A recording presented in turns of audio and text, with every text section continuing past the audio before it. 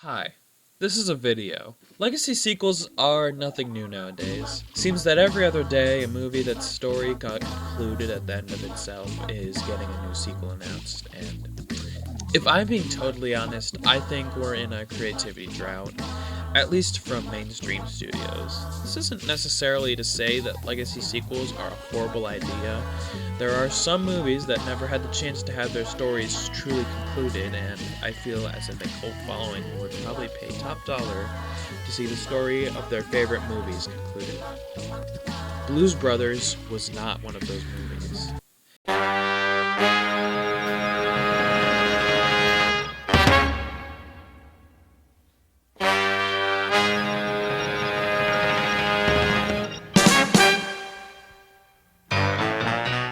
Based on a series of Saturday Night Live sketches about two musician brothers who move pretty funny.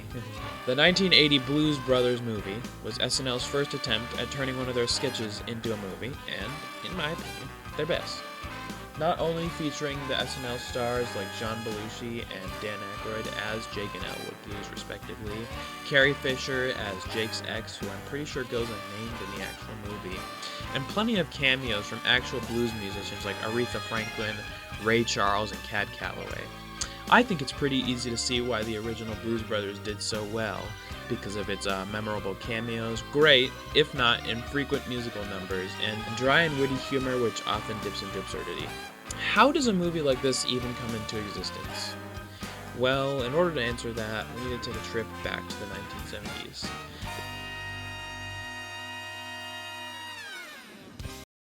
The decade when the first commercial disc storage system had come out, the decade when it was normal to have hard drugs present on a movie set, and a decade where smoking indoors was still allowed in most public areas in the US. And in a little bar, one Dan Aykroyd introduced one John Belushi to a musical genre known as the blues. This would eventually lead to a fascination, and the two performing with the local blues band, with Howard Shore, of all people.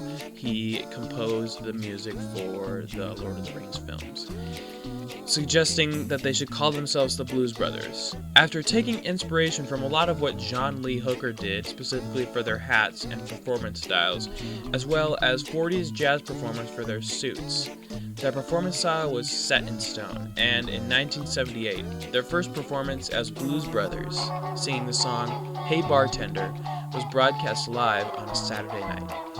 Little side note, I can't actually find conclusive evidence as to what bar it actually was. I think it was on 282 Hudson Street, but I can't be for sure unless I actually talked to Dan Aykroyd, who likely hasn't even been there for over 40 years. The Blues Brothers were seemingly an instant hit, performing multiple times in 1978, as well as releasing their first album, Briefcase Full of Blues, the same year, which became one of the best-selling blues albums just of all time, selling 3 million copies. With them being such a great success, it makes complete sense why a studio going through its best ratings year of all time, looking to branch out into making theatrical projects, would pick them. So it was set. Blues Brothers was getting greenlit, put into production, created, sent to theaters, and grossed a total of $115 million, which is extremely good against a $27 million budget. Something interesting is that of all media formats to be released first, it was released to Laserdisc in 1980 and wouldn't be released to VHS for another 3 years. But this is all just preamble. What do I, the most important person to talk about this topic, think about Blues Brothers? Blues Brothers is just my favorite film of all time. It's not that hard to tell, considering I decided to create my first scripted video about it. It just feels unlike anything else. I don't think I've seen another movie commit to the bit as much as Blues Brothers, like actually driving their car Through a real, albeit abandoned at the time, mall. or dropping a Nazi's car from like 1,000 feet in the air. Oh yeah, did I mention that Nazis are a recurring and major plot point in this movie? I hate Illinois Nazis. Although I don't really know why they were added to the movie. I think I have a general idea as to why, because to me, Blues Brothers is a movie about never giving up on your dreams. Because almost to anything that could happen to them, between them and their goal does happen to them. And by the end, they still accomplish their goal.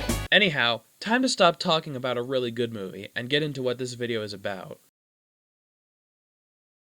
Unfortunately, only 2 years after the release of the original movie, half of the act, John Belushi, would pass away due to a drug overdose. Landis and Aykroyd were always planning on doing a sequel with Belushi, but with him dead, it seemed like an impossibility. However, 18 years after the original, the sequel did get created, just with different co-stars. Although John Belushi's brother Jim Belushi was initially considered for a role in the movie, he couldn't because he had a pre-existing deal with a television company, so they had to replace him with Joe Morton, who played Cabell Chamberlain, whose name was actually a reference to Cab Calloway, who also had passed away between the time of the original and 2000. Meanwhile, SNL itself wasn't doing too hot with their film franchise. With their previous 2 films, Stuart Saves His Family and It's Pat, both underperforming at the box office, they seriously needed a blockbuster. What was their second most successful film of all time? The one that started their great experiment into turning their skits into motion pictures. So anyways, Blues Brothers 2000 was their 5th worst performing movie, losing $14 million, being just under Coneheads, which only lost $12 million. And nobody wants to be just under Coneheads. But how does one go from having one of the best movies in a franchise to one of the worst? I started to suspect that this is more than just the movie being a lazy cash grab upon my second watch of the movie. In the opening credits, it said it was directed by John Landis, and written by him and Dan Aykroyd, otherwise known as the people who made the first movie. So how did this end up as a bad movie? Having the people who made the first should be a good sign, right?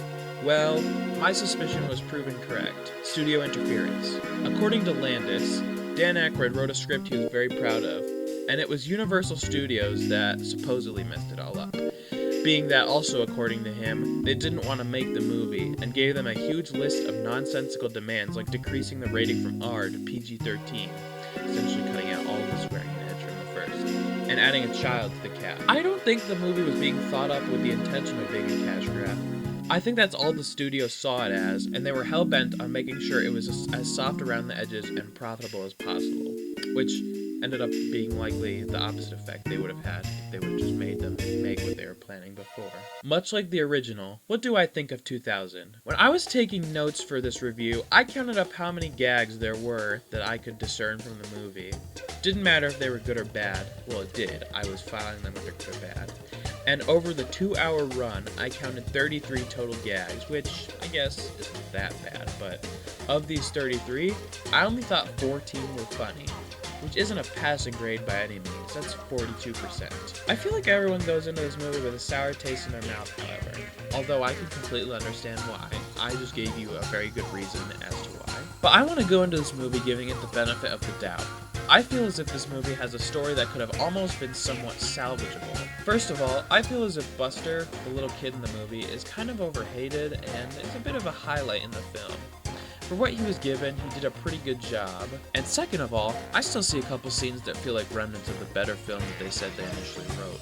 Like this scene. Oh, let it shine, shine, shine, let it shine. When Dan puts his arm around Joe Morton's character, I almost imagine a better version of this movie where maybe he joined the band a little earlier, and Elwood initially dislikes him, maybe favors Mac or Buster.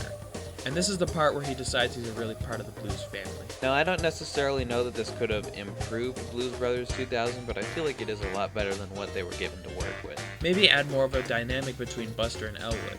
Maybe he wants to protect Buster, seeing him as a way to correct his mistakes that he made in the past, but he goes completely over the top, much like he does with everything else. Keeping a lot of their current dynamic, but adding onto it to make it more interesting and less forced. Or the opposite, maybe he's just super apathetic to Buster or something, especially giving more characterization of Mac. I feel like he kind of just went along with everything Elwood told him to do. Possibly you could do something dialing that up to 11, making him a superfan whose willingness borders on obsession, and Elwood is just kind of ignorant. I don't think it necessarily helps to stew over what could have been. After all, Blues Brothers 2000, I don't think it's the worst movie ever made. I don't think it's as bad as its reputation precedes it, especially because it had so much it was going up against with that original film. Even though I'm trying to give it the benefit of the doubt, at the end of the day, it just fails to recapture what made the original feel so special. While many people would just leave it at the fact that John Belushi is absent, and I honestly wouldn't say you're wrong, I do think this aspect is overplayed in a lot of discourse about this movie. I feel like the cast isn't as miserable as people say. In fact, a lot of the time, they just feel pretty happy to be there, especially Paul Shaffer, who I forgot to mention, so I'll just throw in an addendum. He was the Blues Brothers' original pianist. He couldn't appear in the first movie because he was off helping his friend Gilda Radner create an album. I love the Blues Brothers, though.